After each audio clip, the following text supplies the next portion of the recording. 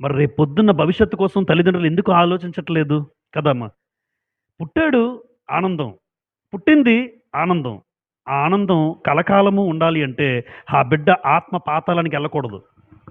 ఇప్పుడు చూడండి వాడొచ్చిన మాటలకి తలదించుకున్నాడట. నాన్న అప్పుడే మందిరానికి తీసుకెళ్ళి, నిజంగా దేవుడిని నాకు పరిచయం చేసుంటే, ఇప్పుడు నీతో పాటు నేను కాలను కదా! నీతో పాటు నేను కాలను కదా! తట్టుకోలేకపోతున్నాను నాన్న. ఇప్పుడేం చేయగలడు నాన్న? ఆయనే ఏం చేసుకోలేడు. నీకేమైనా చేయగలడా? చేతులారా తన జీవితం అంతా గడిపేశాడు. పిల్లల్ని కూడా అలాగే పెంచాడు. పిల్లల జీవితం ఏమైందో చూడండి. ఒక యాతనకరమైన స్థలంలో ఏడుస్తూ ఉంటారు.